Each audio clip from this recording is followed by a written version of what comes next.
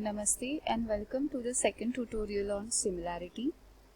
In this tutorial, we will discuss the another problem based on the concept of similarity. This is a problem statement that I have taken from the book namely Linear Algebra, Shorm series outline. This is the unsolved problem from that book, and that is the statement for the problem is the basis S of V and the mapping T which maps V into V is defined by T of U1 and T of U2 as in linear combinations of basis vectors U1 and U2, and also we are having the another basis S dash of V for which the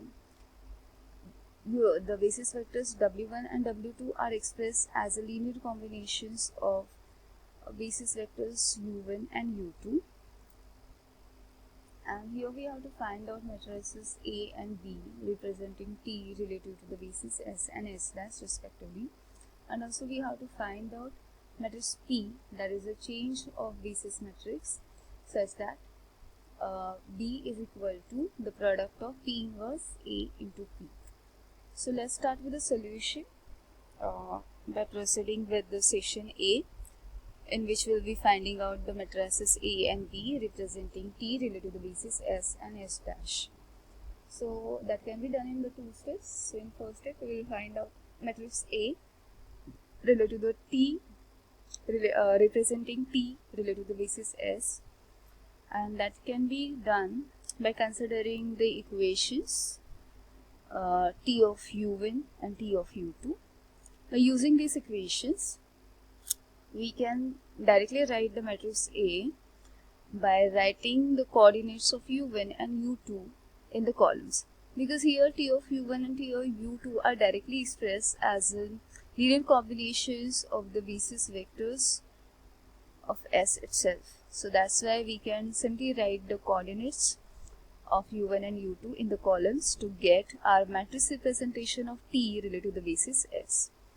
Now we'll proceed further to find out matrix B representing T related to the basis S dash.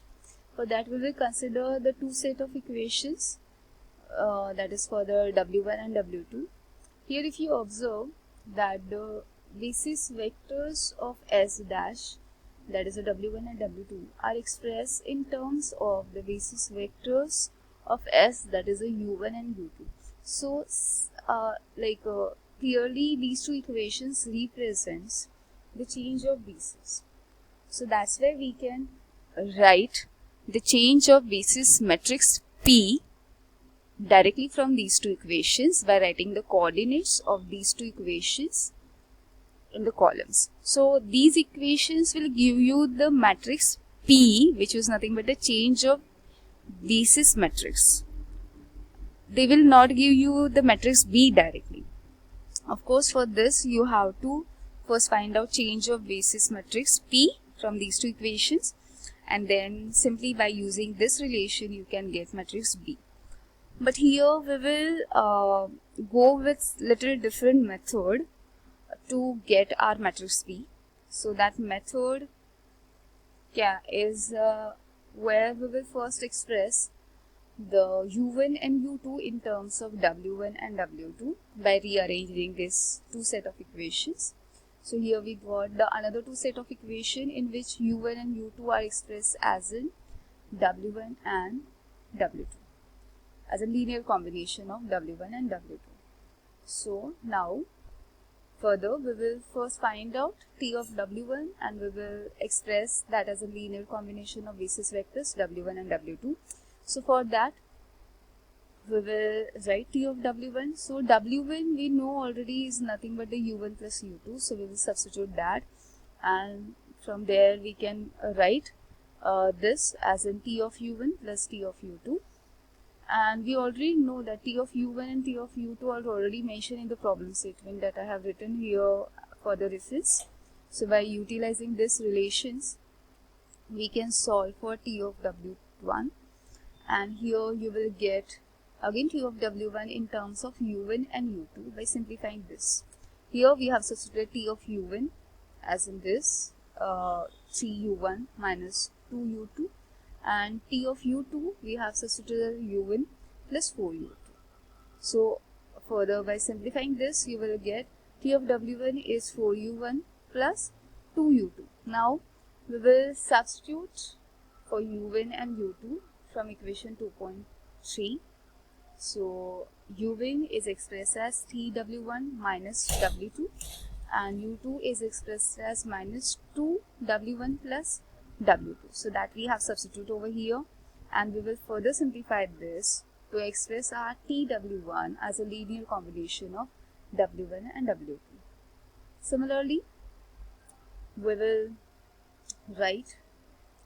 find out t of w2 and write as a linear combination of basis vectors w1 and w2 by using the same steps. So tw2, in this w2 can be written as a 2u1 plus 3u2 as given in equation 2.2, and then further simplifying by substituting t of u1 and t of u2, we get t of w2 as in 11 w1 minus w2. So same steps are used.